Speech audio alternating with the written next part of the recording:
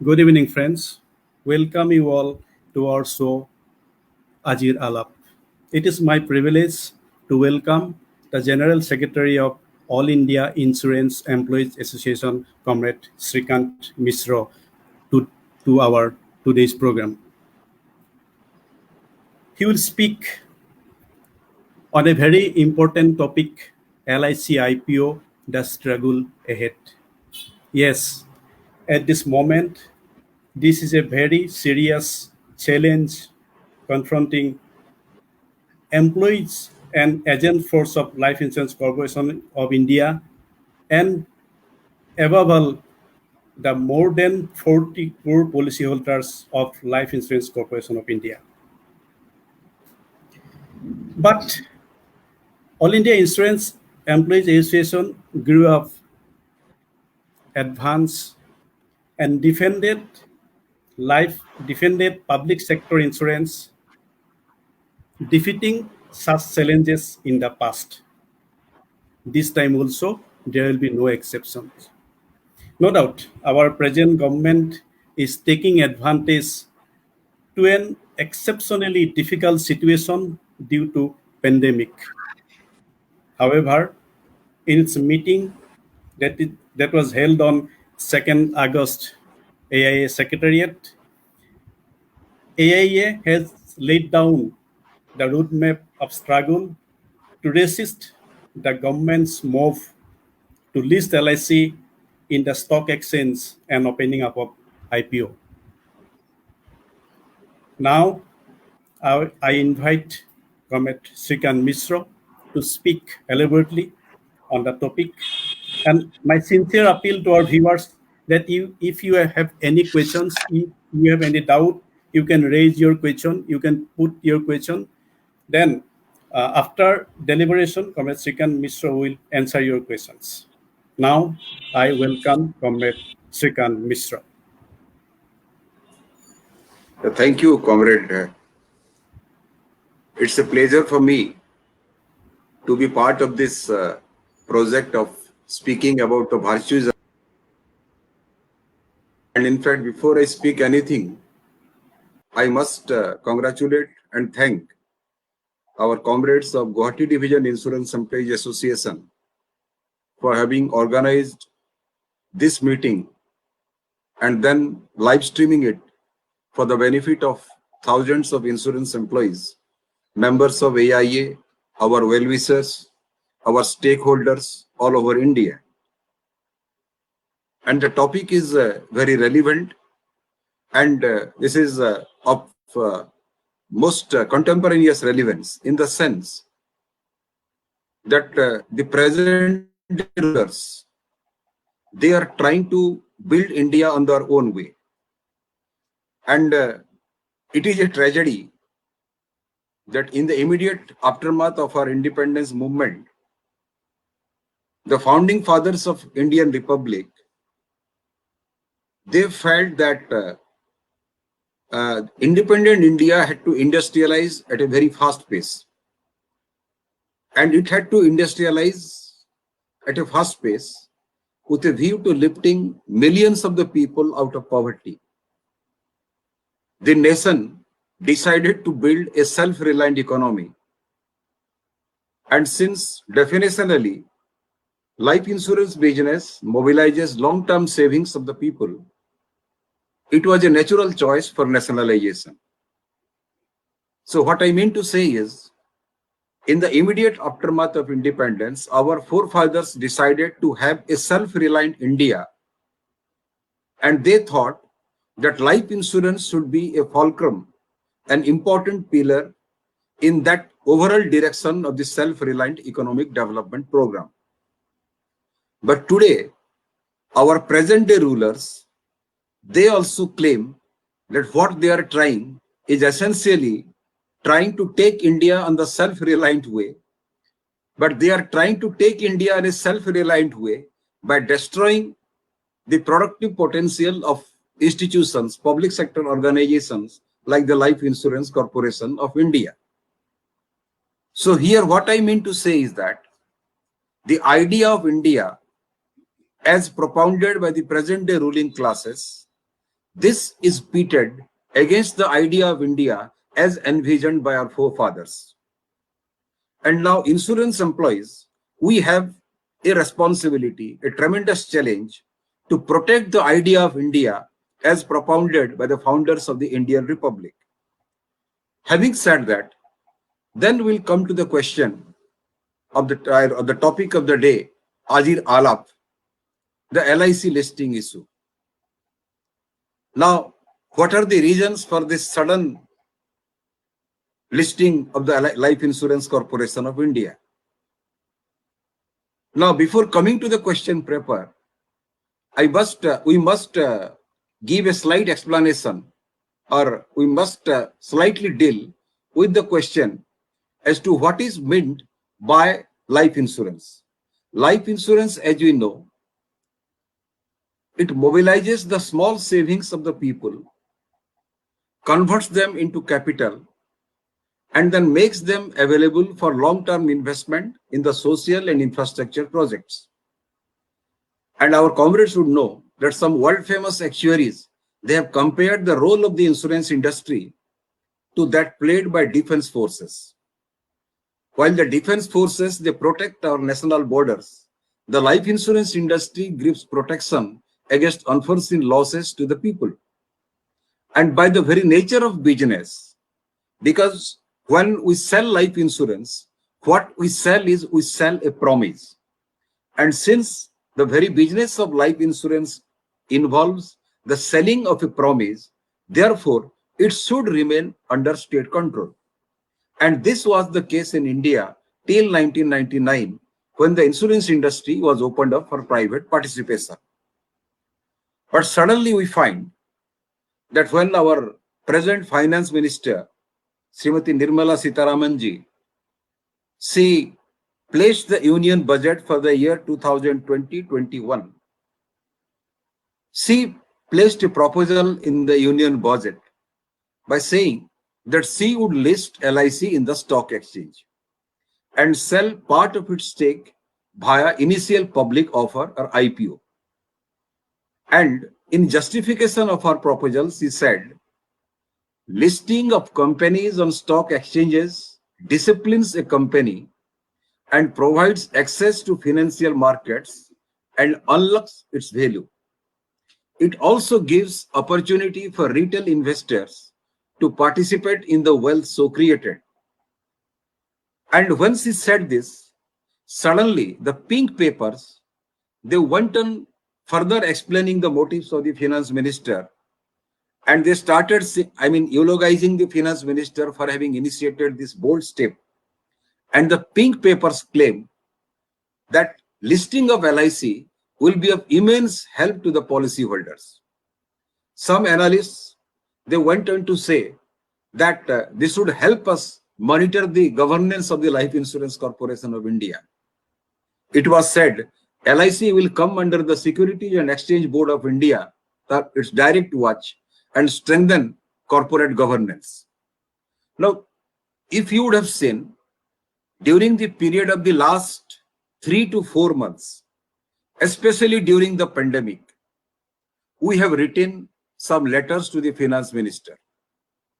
We have written letters to the heads of almost all the important political parties. But the question is, this is a pitiable situation in India today, the kind of democratic situation that you are living in today, let alone taking a call on our letter. They are not even acknowledging to the letters of the organization. And this can be called as the democratic deficit in the India today that you are living in. Anyway, but the fact remains, whatever arguments the government has advanced for the listing of the Life Insurance Corporation, which is a technical jargon, for the word disinvestment or privatization, because there are wide campaigns today in the media, especially by the hired pen pushers of the government, that what the government is going to do is merely the listing of the LIC. This is not disinvestment or privatization. But insurance employees, being members of the AIA, we are aware that listing means this is the first step towards the privatization of a very successful financial institution in India. But then, during the course of the last 3-4 months, we have demolished all the arguments propounded by the government as well as the hired pen pushers of the government. We have told them in clear terms, in no uncertain terms, that there is absolutely no need to tinker with the public sector character of the Life Insurance Corporation of India. हम लोगों ने जो कहा है, why there is no need to, dismantle the public sector institution, the Life Insurance Corporation of India. लेकिन ये जानने से पहले हमें ये समझना पड़ेगा कि आज अचानक भारत सरकार अचानक LIC या बाकी तमाम पब्लिक सेक्टर को बेचने के लिए इतना बेचैन क्यों है? इसका 2 कारण है। पहला एक कारण है आइडियोलॉजिकल रीजन, दूसरा कारण है economic reasons, economic compulsions. Ideological reasons क्या है? हमारे बहुत सारे साथियों को याद होगा कि आज के जो शासक हैं Bharatiya Janata party, the BJP ideologically has always been opposed to the public sector. The Prime Minister of India is on record having said so many times कि public sector तो पैदा हुआ है मरने ही के लिए. And if you remember, some of our senior comrades would remember, in the year 1969, when Parliament was having a debate on the question of nationalization of banks in the year 1969, उस समय एक नौजवान सांसद बैंक का nationalisation को विरोध करते हुए उन्होंने ये कहा कि 4 कारणों के चलते बैंक का नेशनलाइजेशन नहीं होना चाहिए। पहला कारण है बैंक का नेशनलाइजेशन जो है अशोभनीय है, दिस इज अगली, ये अकारण है, विदाउट एनी रीजन, ये अनावश्यक है, अननेसेसरी है। एंड चौथा जो कारण है इसीलिए नहीं होना चाहिए बैंक का नेशनलाइजेशन क्योंकि ये अनुचित है, इम्प्रॉपर है, अशोभनीय, अकारण, अनावश्यक और अनुचित। What does that mean? वो भारतीय जनता पार्टी का पब्लिक सेक्टर के प्रति जो आइडियोलॉजिकल अपोजिशन है, it goes on to establish that ideological opposition to the very conception of public sector.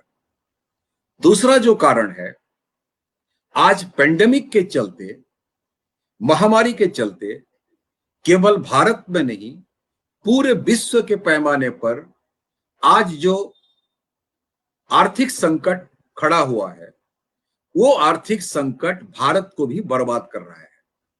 हमारी इंडियन इकोनॉमी का हालत अगर आप देखेंगे, हो सकता है मुझे गलत साबित करते हुए अगर हमारे प्राइम मिनिस्टर साहब आज रात के 8 बजे अगर आ जाएंगे, हो सकता है कि बोलेंगे कि देश का आर्थिक हालत पूरा ठीक है, लेकिन उनकी सरकार की आंकड़ा बता रहा है कि इस वित्तीय वर्ष में हमारे ग्रोथ रेट ये केवल बर्बाद हो रहा है ऐसा नहीं है, हमारा ग्रोथ रेट -3.5 से लेकर के -9.5% तक हो सकता है।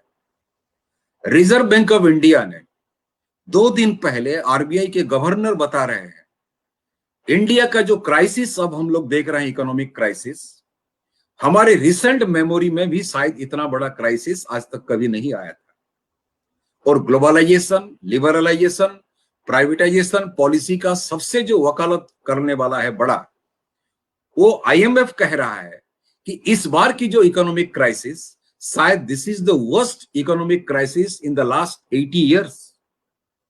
पिछले 80 साल में इतना बड़ा इकोनॉमिक क्राइसिस हम लोग कभी नहीं देखे थे। India's agriculture is in doldrums, and because India's agriculture is in doldrums, there has been a large-scale migration from the countryside to the urban areas, and we saw a very ugly form of reverse migration when the national level lockdown was announced. People had to trust thousands of kilometers from cities like Mumbai, Delhi, and other centers, Ahmedabad, Surat, to their native places in Bihar, Odisha, Jharkhand, Assam, everywhere. वो जो crisis था, जो migrant labour का जो crisis था, that reflected the crisis that you are having in our agricultural economy. जहां तक industry का सवाल है आज, the less said the better. Government of India की डाटा बता रहा है मार्च के महीने में इंडेक्स ऑफ इंडस्ट्रियल प्रोडक्शन जो निगेटिव ग्रोथ था वो 16.5% था। अब सरकारी आंकड़ा बता रहा है अप्रैल, मई और जून में, in the 3 months of April, May and June, the index of industrial production, it has declined by a huge 48.5%. और जहां तक सर्विसेज सेक्टर का सवाल है, the sector under which life insurance comes, banking comes, telecom comes, the services sector, again this is in doldrums. Service sector के लिए कोई index तो नहीं निकालती है भारत सरकार, लेकिन if you take the collection of the goods and services tax as an index, April to June quarter, the GST collections have been hit by 41%.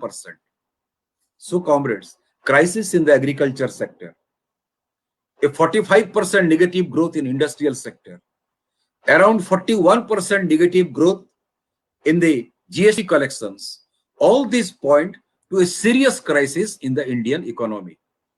और गवर्नमेंट कुछ भी कहे, government is confronting a serious economic crisis and a huge financial resource crunch is staring the government right in its face.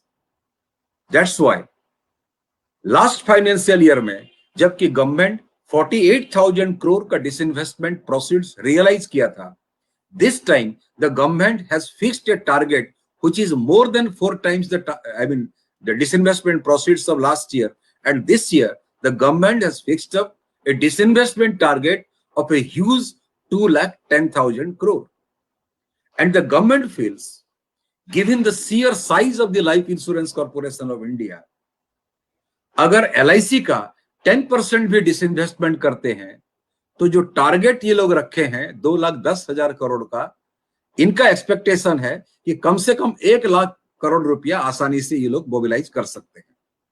So when the government speaks about listing of LIC, when the government strains its nerves to gives all kind of explanation to disinvest the Life Insurance Corporation of India, we must be clear, ये जो listing का प्रस्तावना है, ये जो बेचने की साजिश है, this is because of 2 primary reasons, ideological and then economical.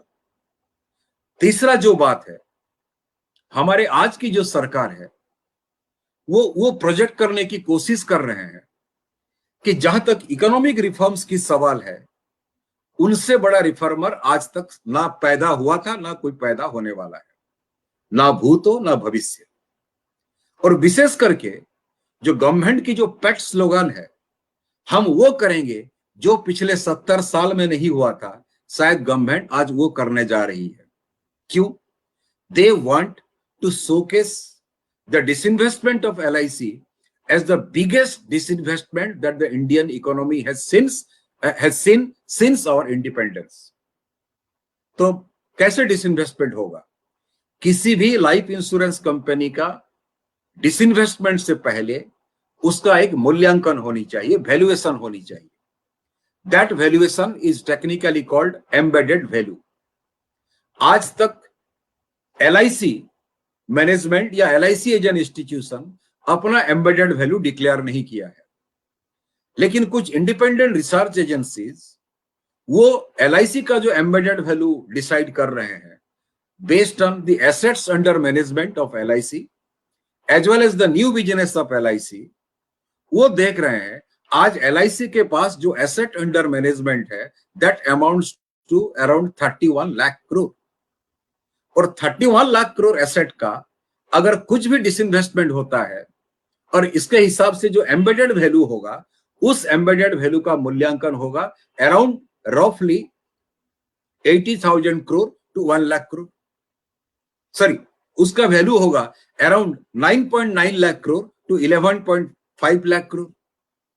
और उसका अगर मान लीजिए 10% भी डिसइन्वेस्टमेंट करते हैं तो गवर्नमेंट सोच रही है कि आसानी से 80,000 करोड़ से लेकर के 1 लाख करोड़ तक फंड्स ये लोग आसानी से मोबिलाइज कर सकते हैं. That is their objective. दूसरा जो बात मैंने कहा, the government wants to show कि they are the biggest reformer that India has seen और the world has ever seen. क्योंकि प्रधानमंत्री खुद कहे हैं ये जो पेंडेमिक का जो संकट है, ये जो महामारी का संकट है, they want to utilise it और convert it as an opportunity. कैसे अपॉर्चुनिटी? देश को बेचने के लिए इस अपॉर्चुनिटी के हिसाब से इस्तेमाल करना है। और ये प्रोजेक्ट करना चाहते हैं, LIC का शेयर अगर बेचा जाएगा, इस ढंग से बेचा जाएगा, the world will be astonished, world शाबाशी देगा, ये कहेगा कि आज तक ऐसा डिसइन्वेस्टमेंट नहीं हुआ है। हम जानते हैं 2010-11 में there was an IPO issue of the Coal India, and till now that is tipped or that is being branded as one of the biggest IPO issues ever. And in the year 2010-11, when the IPO was issued for the Coal India, at that time roughly 1.76 crore investor, they applied for the shares of the Coal India Limited. And it is said by the government of India, जो share बेचा गया, that was oversubscribed by almost 2 times. जितना share बेचने के लिए government कोशिश कर रही थी, double the number of applicants जो है उसके लिए अप्लाई किए, 4.58 शेयर होल्डर्स उसके लिए अप्लाई किए, and by way of that disinvestment process the government mobilised a huge sum of 11,235 crore. आज ये देख रहे हैं कि LIC का अगर शेयर डिसइन्वेस्टमेंट करेंगे, मान लीजिए 80,000 करोड़ का भी डिसइन्वेस्टमेंट करते हैं, आउट ऑफ दैट 80,000 करोड़ अगर 35% शेयर अगर रिटेल इन्वेस्टर्स को देते हैं, जो पैसा सरकार मोबिलाइज करेगी उसका क्वांटम होगा अराउंड 25,000 करोड़ टू 28,000 करोड़। और 28,000 करोड़ का मतलब 2010-11 में उस समय का बिगेस्ट IPO इशू में जो प्रोसीड्स आया था 11,000 odd crores, ये amount 28,000 crores, this will be more than 2.5 times that amount that was realized way back in 2010-11. The government wants to showcase as the biggest IPO issue ever. दूसरा जो question है, आज China के साथ हमारा झड़प चल रहा है, whatever be the reason, and the government wants that it is no less competent than China so far as carrying on the economic activities or economic affairs is concerned. आज पूरी दुनिया, आज पूरे एशिया में सबसे बड़ा लाइफ इंश्योरेंस कंपनी एशिया में वो है चाइना का एक कंपनी जिसका नाम है पिंग एन इंश्योरेंस ग्रुप। उसका मार्केट कैपिटलाइजेशन लगभग 15.6 लाख करोड़ है। The government today estimates if LIC is disinvested, then the market capitalization that LIC shares will be able to generate, that will be around 11.6 lakh crore, so that LIC will become the second largest life insurance company in South Asia. So these are the economic reasons that the government has in its back of mind to advance the cause of listing of the Life Insurance Corporation of India. लेकिन इसका विरोध कर रहे हैं। इसका विरोध क्यों कर रहे हैं? हम लोग गवर्नमेंट्स का आर्गुमेंट के खिलाफ अपना काउंटर आर्गुमेंट्स क्यों दिए हैं? I told you in the initial parts of my remarks, we have already demolished the arguments of the government of India. पहला सवाल है, अगर आपको सेल्फ रिलायंट इकोनॉमिक डेवलपमेंट चाहिए तो फिर अपना बैंक को अगर बेच देंगे, इंश्योरेंस को बेच देंगे, डिफेंस को बेच देंगे, ऑर्डिनेंस फैक्ट्री को बेच देंगे, रेलवे को बेच देंगे, हर जगह अगर विदेशी पूंजी लाएंगे तो फिर हम लोग सेल्फ रिलायंट होंगे या हम लोग विदेशी पूंजी के ऊपर रिलायंट हो जाएंगे। नंबर 1। दूसरी बात है, इंश्योरेंस जहां तक सवाल है, लाइफ इंश्योरेंस जहां तक सवाल है, we don't sell any product, we sell a promise. और जब कोई विजय माल्या कोई प्रॉमिस बेचेगा, जब कोई नीरव भाई मोदी प्रॉमिस बेचेगा, और जब कोई मेहुल चोकसी प्रॉमिस बेचेगा, that promise doesn't have any value. A promise will have some value when that promise is backed by the guarantee of the government of India. And that way, LIC or life insurance business, it should essentially remain under state control. तीसरी बात है, आज सरकार हमारी दलील दे रही है, देश के विकास के लिए हमें पैसा चाहिए। आसाम या नॉर्थ ईस्ट जैसा बैकवर्ड रीजन के लिए, या उड़ीसा, बिहार या झारखंड के विकास के लिए, हमारे देश के जो इकोनॉमिकली बैकवर्ड एरियाज हैं उनके विकास के लिए, उनके इंफ्रास्ट्रक्चर डेवलपमेंट के लिए there is need for huge resources, nobody can deny it. लेकिन लाइफ इंश्योरेंस कॉर्पोरेशन जो लोगों का छोटा बचत को इकट्ठा करके पूंजी इकट्ठा कर रहा है, and LIC makes this capital available for infrastructural development, उस LIC को अगर बेच दिया जाएगा, शेयर बेच दिया जाएगा, निजीकरण कर दिया जाएगा, कोई टाटा, बिरला, अंबानी, डालमिया, अदानी वो आकर के देश के विकास के लिए, इंफ्रास्ट्रक्चर के लिए पैसा लगाने वाले नहीं है. So the national developmental effort of our economy that will be affected to a great extent. और जो नगद जो तर्क गवर्नमेंट के तरफ से दिया गया है, जो madam finance minister budget place करने के समय में दिए हैं, वो जो तर्क दे रहे हैं उनके भाषा में मैं आपको पढ़ के सुना रहा हूं. वो कह रहे हैं, listing of companies on stock exchanges discipline से company and provides access to financial markets and unlocks its value. ये तो मतलब मुझे लग रहा है कि ये आर्गुमेंट सुनने से हमें हंसी आएगी. There is no basis in the arguments put forth by the finance minister. With due apology, I am saying, because the LIC is already a transparent and efficient board managed institution.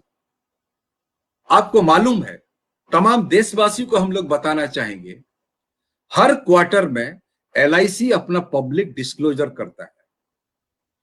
हर महीने में अपने functioning के बारे में LIC जो हमारा insurance sector के regulator है IRDA, इसको एक अकाउंट्स प्लेस करता है. हर साल अपना फाइनेंशियल अकाउंट्स क्लियर करने के बाद, अपना अकाउंट फाइनलाइज करने के बाद, the books of accounts of LIC are placed in the floor of the parliament. We want to ask a question with all the humility at our command. If this is not transparent functioning, then what else is transparent functioning? अब ये कहा जा रहा है, government तर्क दे रही है कि जैसे पब्लिक सेक्टर बैंक में हम लोग पैसा डाल रहे हैं, पब्लिक सेक्टर बैंक का एक्सपांशन के लिए, we want to infuse capital for the LIC by mobilizing funds from the market so that LIC will see growth in the future. ये आर्गुमेंट भी एक बकवास है. This is a white wash. जहां तक पब्लिक सेक्टर बैंक का सवाल है, गवर्नमेंट कुछ हद तक ये आर्गुमेंट दे सकती है कि बेसल 3 के नॉर्म के तहत जो पूंजी चाहिए, बहुत सारे पब्लिक सेक्टर बैंक के पास वो पूंजी नहीं है, इसीलिए there is a need for the government to provide additional capital. लेकिन जहां तक LIC का सवाल है, 1956 में भारत सरकार ने जो पैसा दिया था 5 करोड़ रुपया, 1956 से लेकर 2011 तक वो कैपिटल 5 करोड़ में ही रहा. 2011 में उस समय की सरकार अपने कंपल्सन के चलते उन्होंने बिना मांगे उस कैपिटल को 5 करोड़ से 100 करोड़ कर दिया था. लेकिन आज तक जो LIC के पास जो एसेट जनरेट हुआ है, उस एसेट का परिमाण मार्च 2020 तक 31 लाख करोड़ रुपया. आज LIC का एक्सपेंशन के लिए किसी पूंजी की जरूरत नहीं है. LIC today is the largest investor in the Indian economy. इसीलिए LIC का एक्सपेंशन के लिए LIC के लिए पूंजी की जरूरत नहीं है. 5 करोड़ से आज LIC 31 लाख करोड़ का पूंजी इकट्ठा किया है. What more capital the government of India will give to the LIC of India. तर्क दिया जा रहा है कि LIC का शेयर अगर बेच दिया जाएगा तो जो हमारे रिटेल इन्वेस्टर्स हैं वो जब LIC का शेयर खरीदेंगे वो भी एक विशाल कंपनी के मालिक बन जाएंगे. This again is a false campaign, is a motivated campaign. हमारे कैपिटल मार्केट में जो रिटेल इन्वेस्टर्स हैं उनका परसेंटेज कितना है? उनका परसेंटेज है मात्र 3%. तो जब गवर्नमेंट ये दलील दे रही है कि LIC का शेयर बेचने से इंडिया का रिटेल इन्वेस्टर्स वो बहुत फायदे में रहेंगे, ह्यूज वैल्यू जनरेट होगा, वी वांट टू कसन रिटेल इन्वेस्टर्स को कोई फायदा होने वाला नहीं है. गवर्नमेंट जो सोच रही है ये बेनिफिट रिटेल इन्वेस्टर्स को मिलने वाला नहीं है.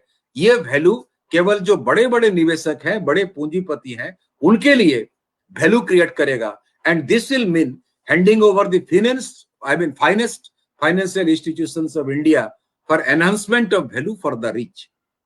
So, comrade, there is absolutely no need so far as the listing of LIC is concerned. फिर गवर्नमेंट तर्क दे रही है कि एलआईसी को में डिसिप्लिन लाने की जरूरत है। What kind of discipline you want to bring? The HDFC life, that is a listed company. आज एचडीएफसी बैंक में क्या हो रहा है, थोड़ा सा सुगबुगाहट आने लगा है। ICICI prudential is a listed life insurance company. ICICI bank जो मेन प्रमोटर है, उसमें क्या गड़बड़ी हुआ जिसके चलते Chanda Kochhar had to resign, we know. So what more discipline the government wants to bring in the Life Insurance Corporation of India by bringing about the listing of the Life Insurance Corporation of India? पिछले 63 साल में we are just stepping onto the 64th year of our national age existence. पिछले 64 साल में the LIC has not only ensured the safety of the funds of the policy holders, it has the track record of giving the best returns in the form of bonus. और आज LIC का जो servicing standard है, ये servicing standard इतना बेहतरीन है, we have successfully beaten the best in the global life insurance industry. और लोगों का पैसा को LIC इतने सुरक्षित रखा है, it has given, protection to the policy holders money to such an extent, इतना निष्ठा के साथ काम किया है कि जो 5 करोड़ का पूंजी, मैं आपको कहा कि वो आज 31 लाख करोड़ पूंजी में कन्वर्ट हो गया है। एंड 31 लाख करोड़ कैपिटल का मतलब है comrade, in terms of dollars, this is more than $440 billion. और शायद हमारे साथियों को भी एहसास नहीं होगा what is the implication of $440 billion. $440 billion का मतलब है आज हमारा जो एसेट है, this asset is much bigger than the asset of a big giant company like Apple. This asset is much bigger than the asset of companies like ExxonMobil. This asset is much bigger than the asset of General Electric. और सबसे बड़ा जो ताजुब की स्थिति है, LIC का जो स्लोगान है, हमारा जो स्लोगान है, the great life insurance corporation of India, we know India better. ये क्यों कह रहे हैं? Because over the last 64 years we have earned the trust and goodwill of crores and crores of policy holders, crores and crores of Indians. आज LIC के पास 40 crore policy holder है और हम लोग गर्व के साथ कह सकते हैं कि LIC का जो एसेट है $440 बिलियन केवल एप्पल, एक्सन मोबिल या जनरल इलेक्ट्रिक उसका एसेट से ज्यादा नहीं है।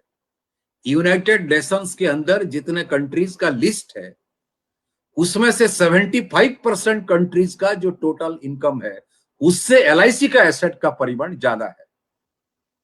और जो 40 करोड़ जो पॉलिसी होल्डर बेस है, 40 करोड़, इसका जो आबादी है, इंडिया और चाइना के बाद अगर थर्ड कंट्री का लिस्टिंग होगा वो है life insurance corporation of India.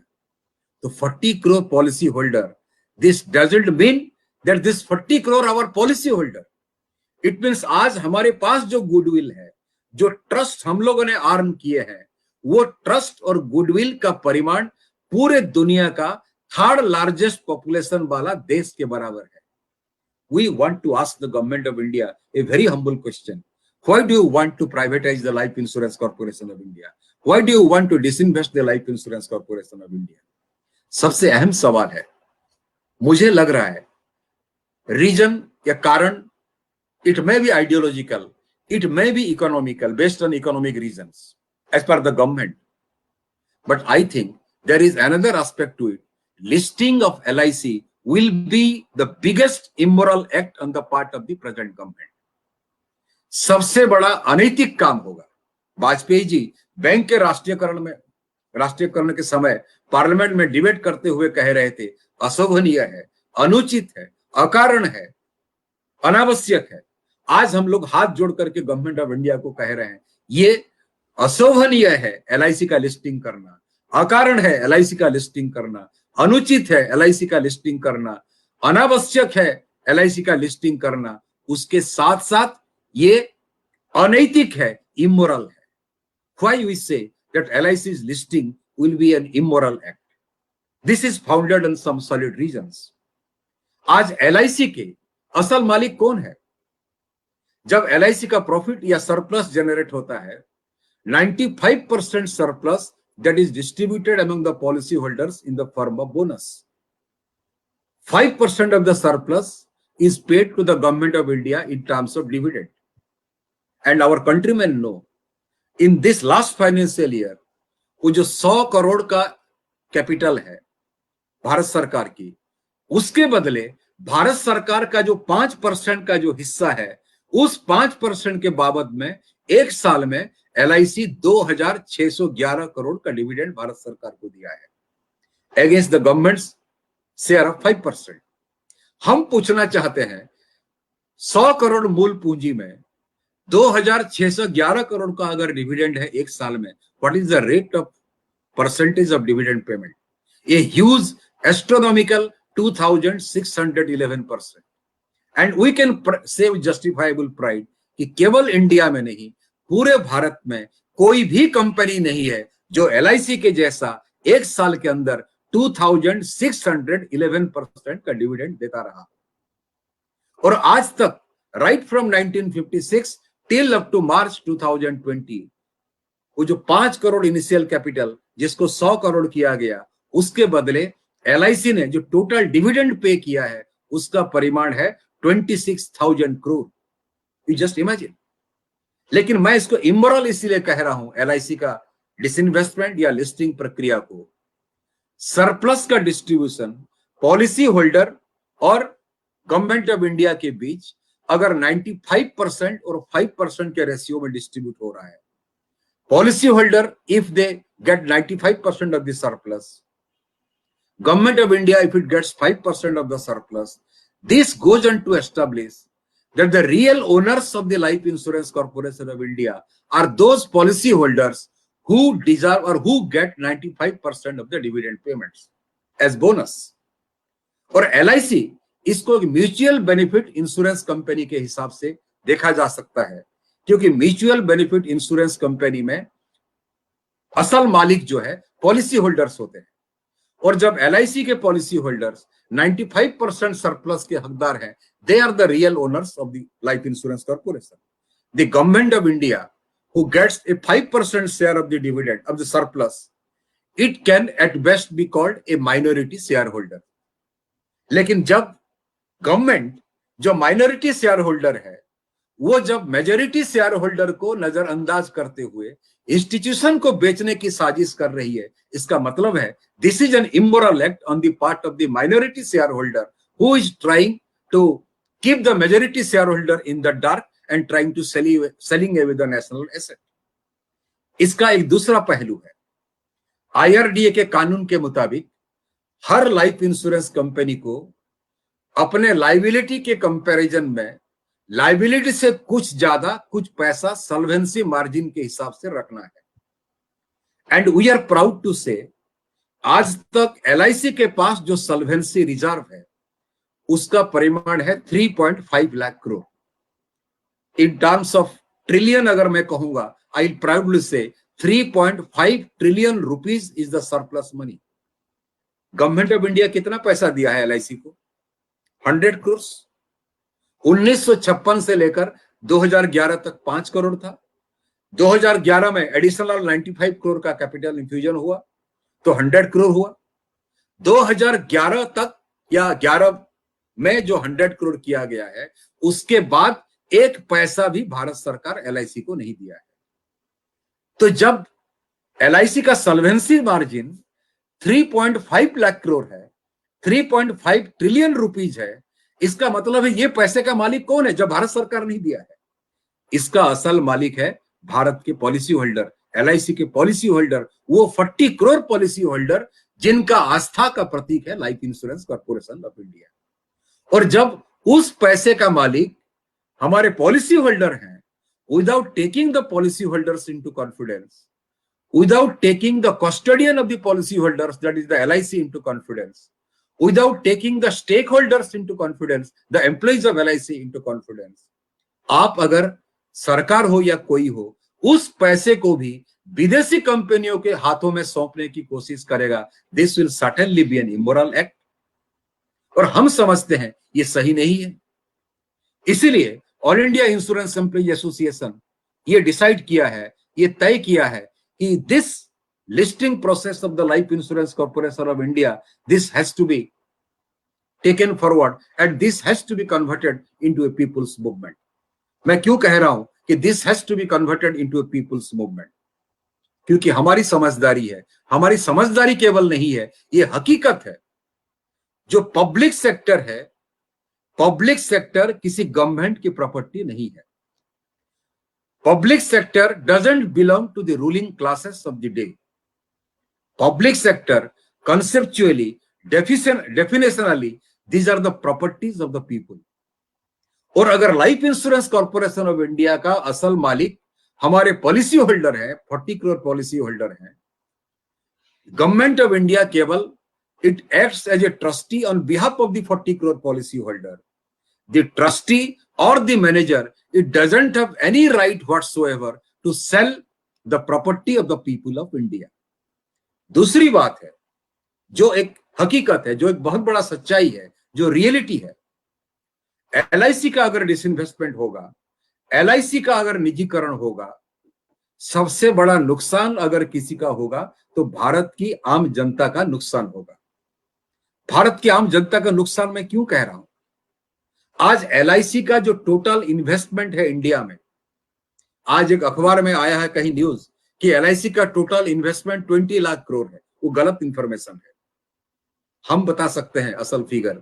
LIC का total investment in the Indian economy today is 29 lakh crore सब रुपीज।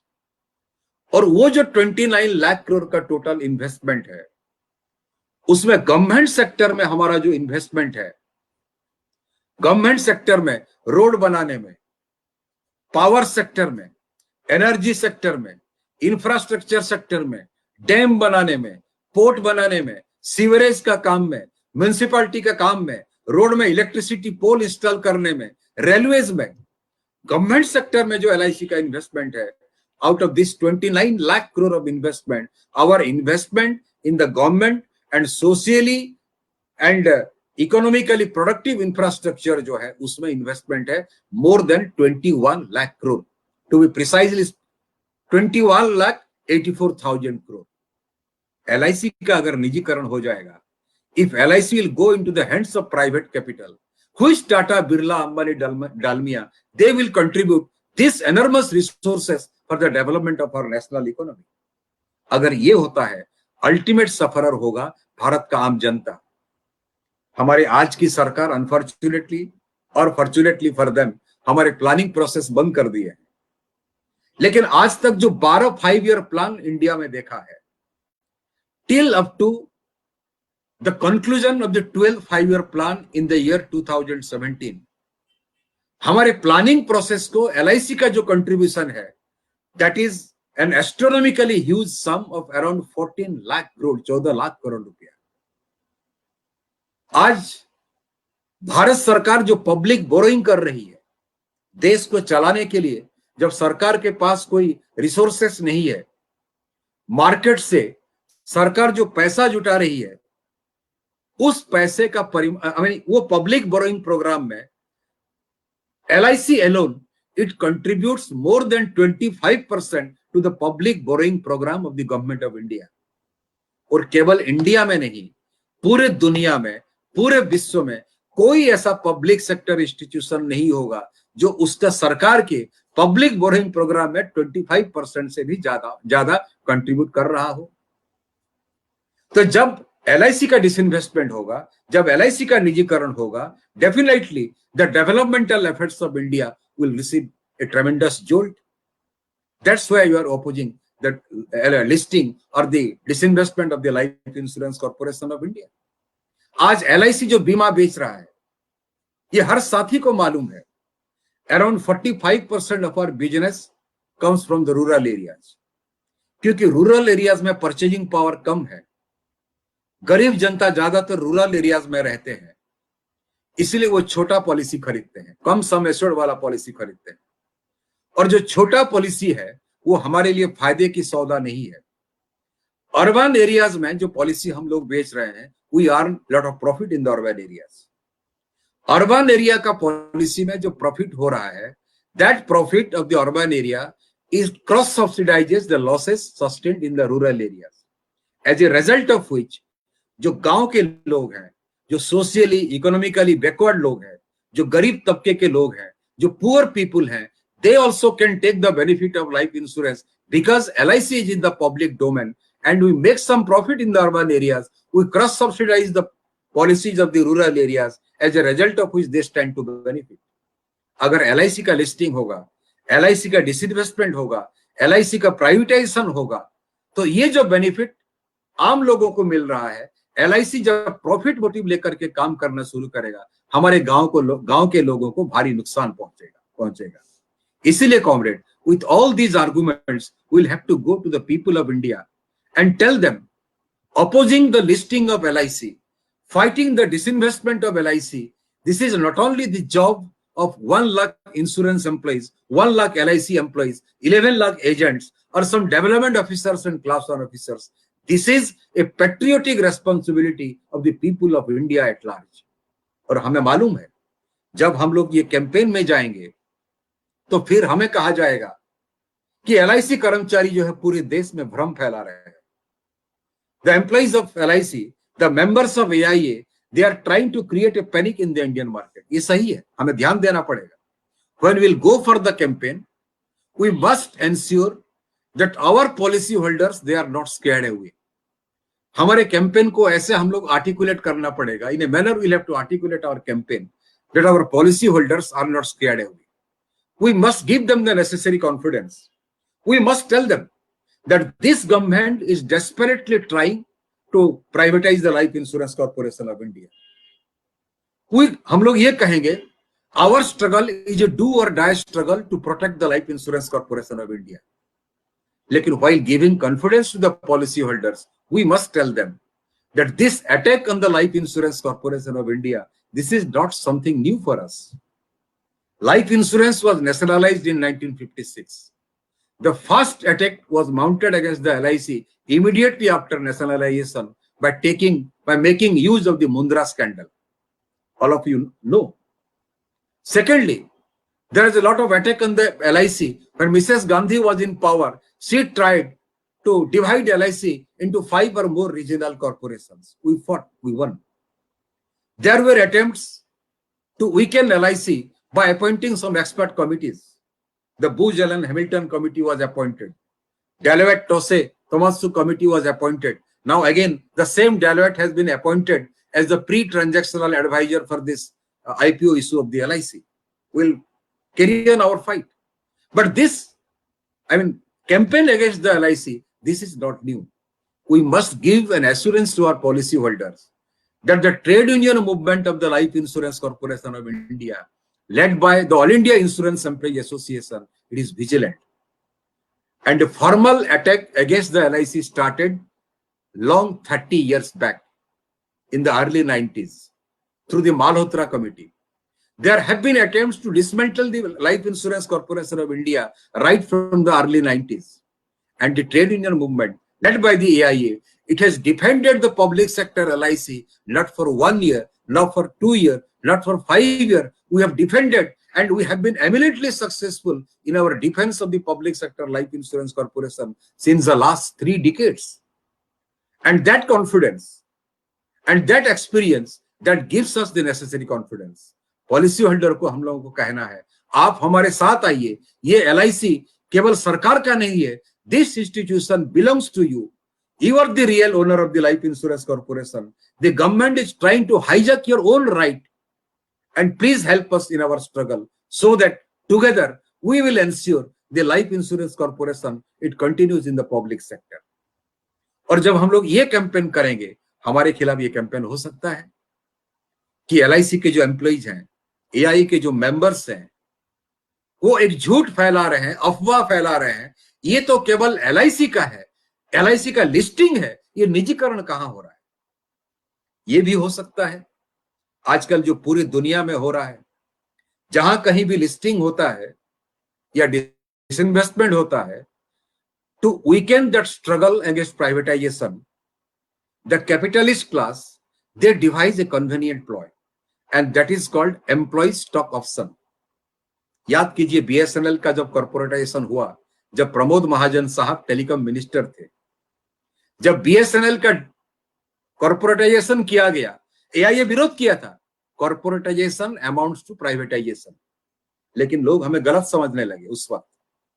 और उस वक्त बीएसएनएल के कर्मचारियों को कहा गया, अरे भाई आज तक आप जो बीएसएनएल के किरानी थे, बाबू लोग थे, you purchase the stock of the BSNL, और बीएसएनएल का शेयर अगर खरीदोगे, आज तक कर्मचारी थे, now you will become the owner of the BSNL. Fortunately or unfortunately, a section of the BSNL employees was misled through this campaign.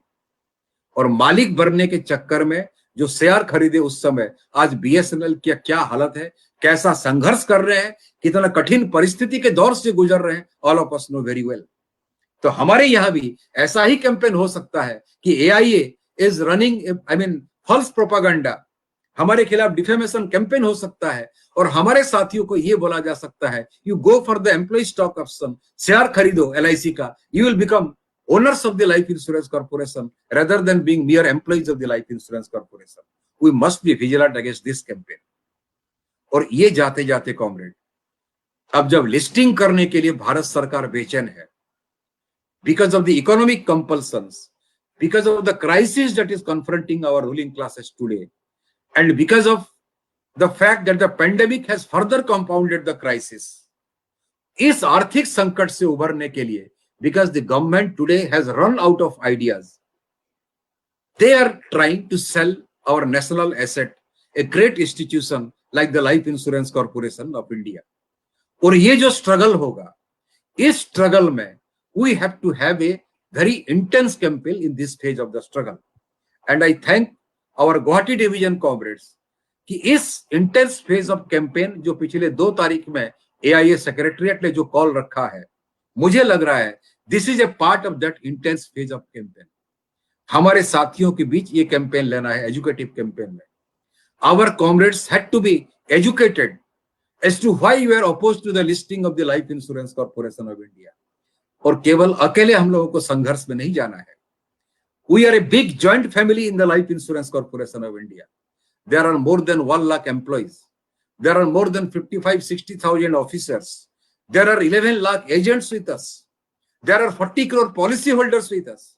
So LIC employees, officers, development officers, agents, our policy holders, we constitute a big joint family. और आज इस joint family के ऊपर नया राष्ट्रवाद को थोपते हुए LIC जैसा इंस्टीट्यूशन को तहस नहस करने के लिए जो कोशिश हो रही है, we must remain vigilant, we must take our campaign forward. ये कैंपेन हम लोग कैसे ले सकते हैं? हम समझते हैं एलआईसी का लिस्टिंग हो या डिसइन्वेस्टमेंट हो, इसके लिए एलआईसी एक्ट 1956 इसका अमेंडमेंट जरूरी है। Without amending the LIC act 1956, the government cannot dilute its equity holdings in the LIC. But we know the character of the present government. Sometime back, I read an article in a newspaper. It made a brilliant analysis of the new republic that you are living in. आज जो new Republic जिसमें हम लोग रह रहे हैं, उस Republic का एक बहुत बड़ा कैरेक्टरिस्टिक्स है, the Republic has become authoritarian, it has become repressive. और आज सरकार के खिलाफ if you protest or if you oppose, if you give a note of dissent against the government policy, then you are being branded as anti-national. इसको ऐसा project किया जा रहा है कि डिसेंट जो है, decent itself is against the national pride, the so-called national pride. और ऐसे माहौल में जब हम लोग एलआईसी को बचाने के लिए संघर्ष में जाएंगे, हमारे खिलाफ भी ऐसा कैंपेन हो सकता है, क्योंकि ये हो रहा है पूरे भारत में आज। लेकिन we are fortunate. Again, I like to, quote the great writer Charles Dickens. It was the best of times. It was the worst of times. Yet it was the best of times. आज तमाम public sector को बेचने के लिए कोशिश हो रही है, नो डाउट। लेकिन पब्लिक सेक्टर को बेचने का जो कोशिश चल रहा है या देश को बेचने के लिए जो मुहिम चल रहा है, इसके खिलाफ वर्कर्स और एम्प्लॉइज का रेजिस्टेंस भी भारी तादाद में बढ़ने लगा है। कोल वर्कर्स 3 दिन का हड़ताल में जा चुके हैं। 18 अगस्त को कोल वर्कर फिर हड़ताल में जाने वाले हैं। आज कल scheme workers, Asha workers, anganwadi workers, they went on a historic strike. Defense employees, they are preparing for a strike. State government employees, they are preparing for strike actions. Doctors are on strike. Health workers on our strike. Everybody is agitated now. ऐसे situation में हम लोग अगर संघर्ष में जाएंगे तो there is a golden opportunity to build grand alliances against the destructive policies of the government. इसीलिए कल का जो प्रोग्राम है 9th August is a historic day for us, Quit India Day. इसको हम लोग मनाएंगे save public sector insurance day. 18th अगस्त striking कोल worker के साथ सॉलिडेरिटी एक्सप्रेस करते हुए हम लोग ट्राई करेंगे, हम लोग कोशिश करेंगे save public sector LIC JIC day के हिसाब से उसको मनाने के लिए. We'll try to involve our family members in this part of the struggle. We'll take the help of the opinion makers. लेकिन सरकार की जो अनडेमोक्रेटिक कैरेक्टर है, may be the government may not wait for the parliament to resume. Pandemic के समय क्योंकि parliament session नहीं चल रहा है, सरकार की जो लक्षण है ये भी हो सकता है without waiting for the parliament session to resume, the government may tinker with the public sector character of LIC, or the government may take some steps to dilute its equity holdings in the LIC by issuing an ordinance. अगर ordinance जारी करते हुए LIC के public sector character के साथ कोई छेड़खानी करने की कोशिश होगा, we shall be going for a historic one-day strike immediately after that ordinance is issued. उसके लिए हम तमाम लोगों को तैयार रहना है.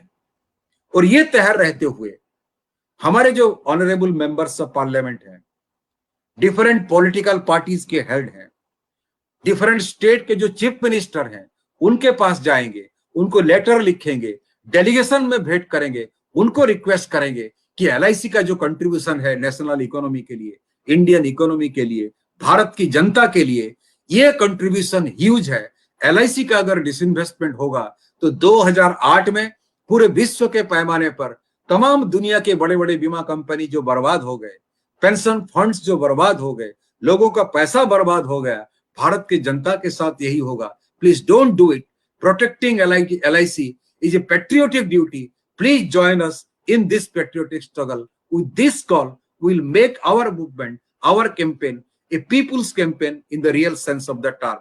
और मुझे पूरा विश्वास है गुवाहाटी डिवीजन इंश्योरेंस एम्प्लॉइज के बैनर तले आज ये जो एफर्ट लिया गया है, definitely this will set the process for a wider campaign in the days to come, set the process for intense game in the days to come, and the ultimate victory will be ours. With this firm conviction, I come to my refrain. Thank you very much, comrades. Inqilab Zindabad. Thank you very much, comrade. You have beautifully covered the issue. We have no direct question to you, but everybody viewing the program wants that the government should refrain from their attempt to listing LIC in stock exchange and say no to IPO. Everybody wants that, say no to IPO. Thank you once again, and thank you, comrades. Thank you, our viewers. Thank you very much, our Bongaigaon Division Insurance Employees Association, Jorhat Division Insurance Employees Association, Silchar Division Insurance Employees Association, Jalpaiguri Division Insurance Employees Association, and Eastern Zone for your active cooperation in to succeed this program. And thank you, Comrade Sarojinda, for your beautiful guidance. And thank you, Comrade Pitambar Rajbhandari, for your technical support. And once again, I say thank you to everybody. Thank you, Comrade Srikant Mishra, for giving us your valuable time. Thank you. Thank you.